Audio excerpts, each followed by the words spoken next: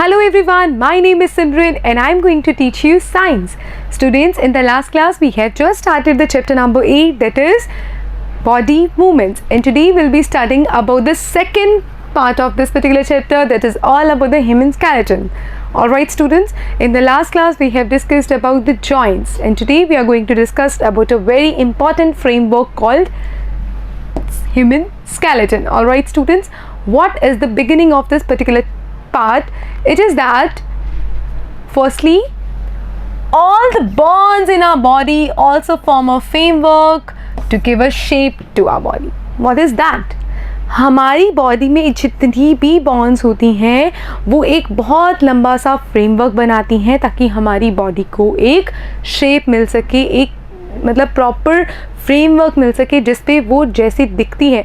अब ध्यान दीजिए, सब पर्सन्स एक जैसे दिखते हैं. For example if I am talking about the figures, alright, some can be like motu or patlu like stuff like that, but the people are the same. तो जो वो फ्रेमवर्क होता है जो एक ह्यूमन को मिलता है या किसी एनिमल को मिलता है, this is because of the bones. Okay, वो बोन्स एक ऐसा फ्रेमवर्क ले लेती हैं जिससे ह्यूमन बीइंग का स्ट्रक्चर बन जाता है. ऑलराइट स्टूडेंट्स, तो एक फ्रेमवर्क प्रोवाइड करती हैं जितनी भी बोन्स होती हैं हमारी बॉडी को.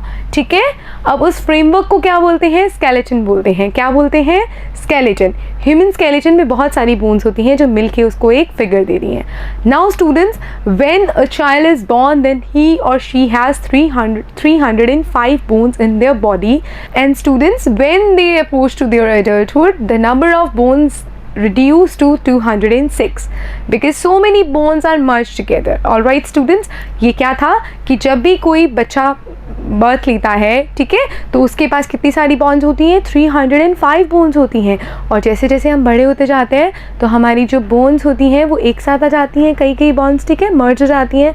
और उसके बाद हमारी अडल्टहुड तक आते आते हमारे पास सिर्फ और सिर्फ 206 बोन्स बचती हैं. All right, 206 bones. All right, so human skeleton is composed of around 305 bones at birth.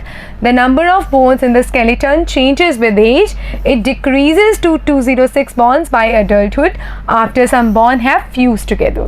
कुछ bones आपस में fuse हो जाती हैं, इसी वजह से क्या होता है कि bone number decrease हो जाता है. All right students, now what is this? Have a look.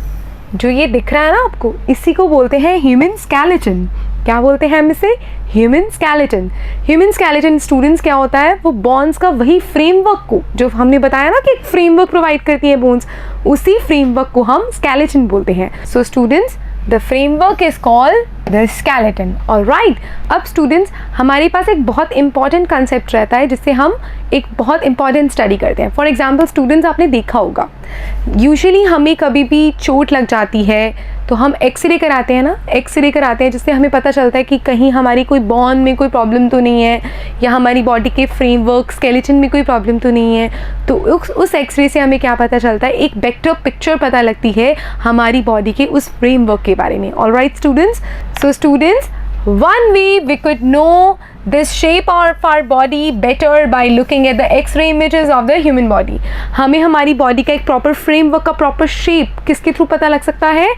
X ray के थ्रू. ठीक है, एक्सरे इमेजेस को देख के. फॉर एग्जाम्पल कई बार क्या होता है कि हमारा कोई एक्सीडेंट हो जाता है, या कई बार क्या होता है यूजुअली स्टूडेंट्स हमने देखा होगा कि हम फॉर एग्जाम्पल हम सीढ़ियों से नीचे जा रहे हैं, कई बार गिर गए, तो उस केस में पहले तो हम 1-2 दिन नहीं देखते, फिर हम क्या करते हैं यूजुअली हमारा एक्सरे कराते हैं ना कि कुछ प्रॉब्लम तो नहीं है, if there is any problem regarding the injury of the bones and something like that. Okay, so sometimes when we are hurt or we have an accident, doctors use X-ray images to find out about any possible injuries that might have happened to that bones. Alright students, so doctors ही वो क्या करते हैं? वो X-ray images को use करते हैं ये देखने के लिए कि हमारी बॉडी के अंदर कोई इंजरी तो नहीं हुई, और अगर वो इंजरी हुई है तो हम उसको कैसे हील कर सकते हैं, प्लस वो इंजरी किस एक्सटेंट तक हुई है, कहाँ पे हुई है, ये सब हमें कैसे पता लगता है? एक्सरे इमेजेस को देख के. फॉर एग्जाम्पल स्टूडेंट्स, ये आपके सामने एक एक्सरे इमेज है जिसमें डिफरेंट टाइप की बॉन्स आपको गिवन है. देखिए, ध्यान दीजिए, ये बॉन्स है ना, कैसे बॉन्स आपस में जुड़ी हुई हैं. So the x-ray show the shapes of the bones in our body. ठीक है, तो एक्सरे क्या करती है? हमारी बॉडी के अंदर की शेप को भी हमें शो करती है. नेक्स्ट स्टूडेंट्स, अब ध्यान दीजिए, हम अपनी फिंगर्स को बेंड कर रहे हैं, राइट? तो we are bending our fingers. तो क्या हम हमारी फिंगर को हर एक जॉइंट पे बेंड कर सकते हैं? क्या मैं ऐसे कर सकती हूँ अपनी फिंगर को बेंड? नहीं ना, एक पर्टिकुलर जॉइंट के बाद बेंड कर सकती हूँ, हर एक बेंड पे तो नहीं कर सकती ना। Next, how many bones does your middle finger has? For example this is my middle finger, how many bones do I have? Like for example this is first bone, is this a bone? This is a bone, this is a bone. So this is a bone and this is a bone. All right students. So कितनी bonds है आपको ये observe करना है। इन सब चीज़ों से आपके अंदर ऑब्जर्वेशन पावर बहुत ज़्यादा बढ़ती है और इससे आपको चीज़ों को सीखने में हेल्प मिलती है स्टूडेंट्स। सो जब मैं ये चीज़ें बोलूँ तो आप अपने घर पे भी इस चीज़ को ऑब्जर्व कीजिए, ठीक है? Next students, feel the back of your palm, it seems to have so many bones, isn't it? देखिए ये हमारी पाम का बैक साइड है, ठीक है? अब देखिए ये हमारी पाम के बैक साइड पे आप क्या देखेंगे? इतनी सारी बॉन्ड्स है, राइट? इधर भी देख सकते हैं, इधर भी देख सकते हैं, कितनी सारी बॉन्ड्स हम फील करते हैं, right?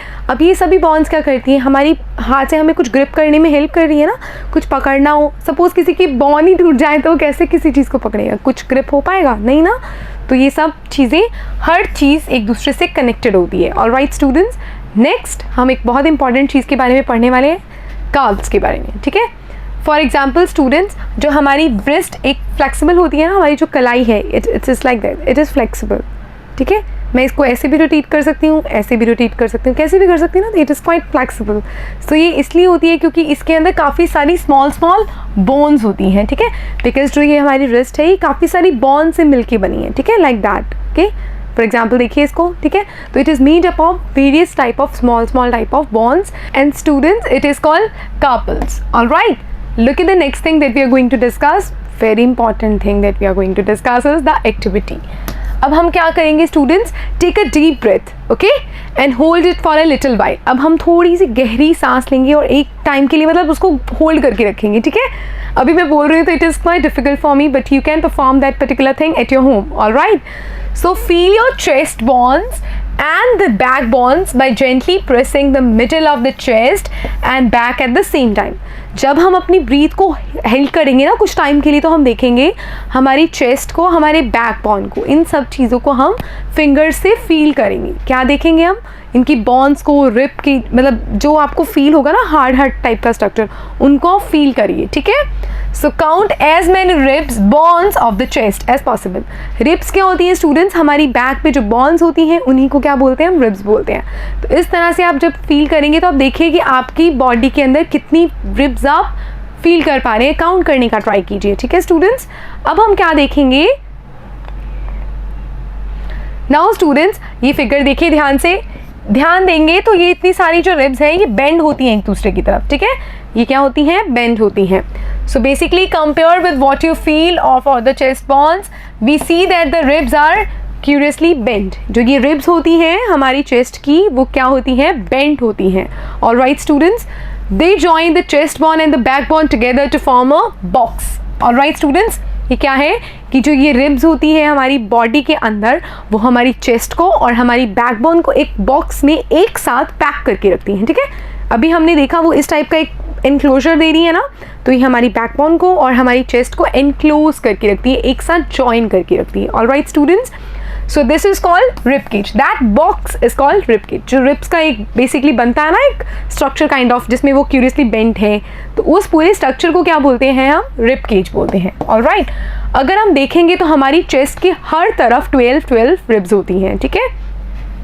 So there are 12 ribs on each side of the chest. All right students, अगर हमारी बॉडी के इंटरनल पार्ट्स देखेंगे, बहुत इंपॉर्टेंट पार्ट्स देखेंगे, तो वो इसी रिब केज के अंदर एनक्लोज होते हैं, प्रोटेक्टेड होते हैं। All right, so some important internal parts of our body lie protected inside this cage. ठीक है, rib cage, the cage that is made up of the ribs. All right, have a look at this bone students. This is a kind of structure that you have at your back. अगर ये structure हम यहाँ से देखना शुरू करेंगे तो यहाँ से स्टार्ट होके आपके बैक तक जाता है पीछे, ठीक है? So starting from the neck, move your fingers downward on the back of your friend. What do you feel is the backbone. It is made up of small bones called vertebrae.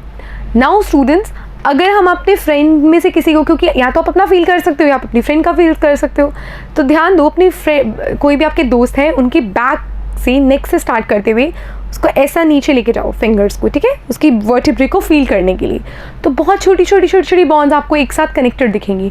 वो छोटी छोटी bones इस type का structure लेती हैं, starting from the back तक, ठीक है, बैक बोन तक। इसको हम क्या बोलते हैं? बैक बोन कहते हैं। ऑलराइट स्टूडेंट्स, इसी स्ट्रक्चर को हम क्या बोलते हैं? Back bone. Next students, the backbone consist of 33 vertebrae. अब जो छोटी छोटी स्मॉल बोन्स होती हैं उसको क्या बोलते हैं? वर्टिब्री बोलते हैं। और एक बैकबोन में 33 वर्टिब्रीज होती हैं। Alright students, so the rib cage is joined to these bones, ठीक है। अब जो रिब केज हमने पढ़ा था ना, जो हमारी चेस्ट को इंक्लोज करके रखता है बैकबोन से, ठीक है, तो वो इसी के थ्रू हमारी बैकबोन से जॉइंट होता है, ठीक है। ये हमने देखा रिब केज के बारे में और वर्टिब्रे के बारे में। ऑलराइट स्टूडेंट्स, बैकबोन के बारे में भी। नाउ स्टूडेंट्स, ये क्या है? ध्यान दीजिए, ये आपको शोल्डर्स दिख रहे हैं ना, यहाँ देखिए अपने दोनों शोल्डर्स को, एक इधर और दिस पोर्शन। अब ये जो दोनों आपके शोल्डर्स होंगे ना, यहाँ पे जो बॉन्स होंगी, जो मेन बॉन्स होती हैं हमारे शोल्डर्स पे, बैक पे, उनको बोलते हैं shoulder Bon. So the bonds on the back and the prominent where the shoulders are. They are called shoulder bonds. Basically हमारी बैक के अंदर जो शोल्डर्स होते हैं, बैक होती हैं, उसके अंदर बहुत प्रोमिनेंट 2 बॉन्ड्स होती हैं। उन्हीं बॉन्ड्स को हम क्या बोलते हैं? शोल्डर बॉन्ड्स कहते हैं। Very simple and very easy, कुछ भी ऐसा नहीं है जो ना समझ आए। अब यहाँ देखिए ध्यान से, ये क्या है स्टूडेंट्स? ये एक ऐसा पार्ट है जहाँ पे आप बैठते हैं, ठीक है। जब हम बैठते हैं ना तो इस पे ही बैठते हैं, ऐसे ही बैठते हैं, ठीक है। कैसे? अब देखिए, इस स्ट्रक्चर को पहले बोलते क्या है? ये बनी किससे होती है? ये पैल्विक बोन से बनती है। किससे बनती है? ये पैल्विक बोन से। ये हमारी बॉडी के अंदर का जो नीचे लोअर पोर्शन होता है ना, स्टमक के नीचे वाला पोर्शन, उसको एनक्लोज करके रखती है, ठीक है। So basically they enclose the portion of our body below the stomach and this is the part you sit on. ये वो चीज़ है जिस पे आप बैठते हैं। ऑलराइट, जैसे हम बैठते हैं ना, तो ये वो स्ट्रक्चर होता है, ठीक है। सो ये बहुत इंपॉर्टेंट चीज़ हमने पढ़ी। नेक्स्ट हम बहुत इंपॉर्टेंट पार्ट के बारे में पढ़ने वाले हैं, स्कल के बारे में। ये जो खोपड़ी होती है ना, जिसको हम कहते हैं, इसको बोलते हैं स्कल। और ये जो स्कल होता है, ये बहुत सारी स्मॉल बोन्स जब मिलती हैं, ठीक है, उनसे बनता है। So basically the skull is made up of many bones joint together, okay. बहुत छोटी अपने सिर पे देखिए, इतनी सारी आपको बोन्स दिखेंगी। जब बहुत सारी छोटी छोटी बोन्स मिल जाती हैं तो उनसे क्या बन जाता है? हमारा स्कल बन जाता है। यहाँ देखिए, इधर देखिए, इधर देखिए, यहाँ देखिए, इधर भी देख लीजिए आप। तो ये स्कल स्मॉल बोन्स का जॉइंट होता है, ठीक है, एक मिक्सचर होता है जिससे वो बना है, ठीक है। It encloses and protects a very important part of the body, the brain. हमारी बॉडी के अंदर का जो ब्रेन है वो इधर ही enclosed होता है, इधर ही protected होता है। Alright students, so ये basically हमने किसके बारे में पढ़ा? स्कल के बारे में। Alright, next students हम पढ़ने वाले हैं कि cartilage क्या होता है। फॉर एग्जाम्पल स्टूडेंट्स, हमने बात की बॉन्स की। Bones are very hard, but we do have some part in the skeleton of the human body that are not as hard as the bones are, and those parts of our body is called cartilage. Alright students, और ये bent भी हो सकते हैं। हमारे skeleton में कुछ ऐसे पार्ट्स होते हैं जो बॉन्स के जैसे हार्ड नहीं होते, बेंड भी हो सकते हैं, उनको हम क्या बोलते हैं? कार्टिलेज कहते हैं, okay. So there are some additional parts of the skeleton that are not as hard as the bones and they can be bent and these are called cartilage. Alright students, अब ध्यान दीजिए, ये क्या है? ये हमारे कान है, ears. Sometimes you'll feel that when you are having the touch at the upper of your ear, it is very smooth and soft and it can be bent, okay. देखिए, मैंने खुद ही अपने कान को मोड़ा है, राइट? आप लोग भी कर सकते हैं ना घर पे बहुत आराम से, ठीक है। So basically you do feel something in the upper part of the ear that is not as soft as the earlobe but not as hard as a bone, okay. earlobe, देखिए इसको क्या बोलते हैं? earlobe, जो नीचे वाला portion होता है, कि कितना सॉफ्ट है, ये बहुत सॉफ्ट है। बट ये अगर इसकी बात करो आप ऊपर वाले की, तो it is not as soft as the earlobe, but students it is not as hard as a bone, okay. तो वो जो चीज़ होती है, इसको ही क्या बोलते हैं? कार्टिलेज बोलते हैं। Cartilage is also found in the joints of the body. ये हमारी बॉडी के जॉइंट्स पे भी मौजूद होता है, मिलता है हमें, ठीक है स्टूडेंट्स। अब ध्यान दीजिए, ये क्या है? इसका मतलब ये है कि हमने क्या किया?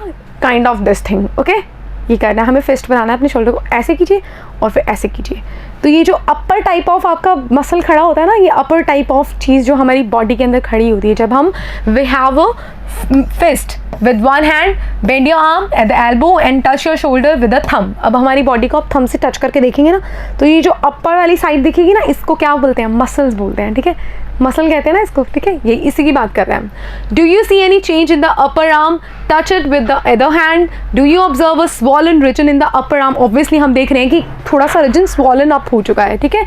This is a muscle. Usually लोग जिम जाके मसल बनाते हैं, ठीक है, एक्सरसाइज करके मसल बनाते हैं. हम देखते हैं डेली बेसिस पे आजकल के जो बच्चे हैं, आजकल के जो यंगस्टर्स हैं, ये सब जिम जाके क्या कर रहे हैं? मसल्स बना रहे हैं, ठीक है. यूजुअली हम देखते हैं एक्टर्स को देखते हैं, जिमनास्टिक्स को देखते हैं, बहुत अच्छे मसल्स होते हैं ना, राइट. उनके कैसे बनते हैं? एक्सरसाइज करके बनते हैं. Okay, so students, the muscles bulged due to contraction. जो मसल बल्ज होता है वो किसके कारण होता है? कंट्रैक्शन के कारण. जब चीज़ें कंट्रैक्ट हो जाती है ना, उसके कारण मसल बल्ज होता है. Okay, so when contracted the muscle becomes shorter, stiffer and thicker.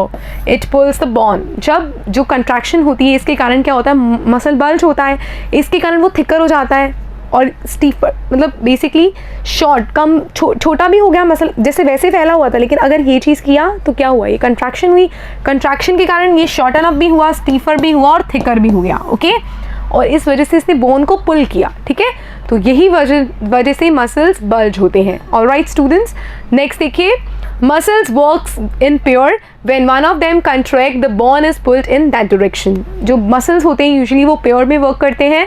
अगर एक मसल कंट्रैक्ट होता है तो वो क्या करता है? बोन को पुल करता है उस डायरेक्शन के अंदर ताकि वो बल्ज हो सके, ठीक है.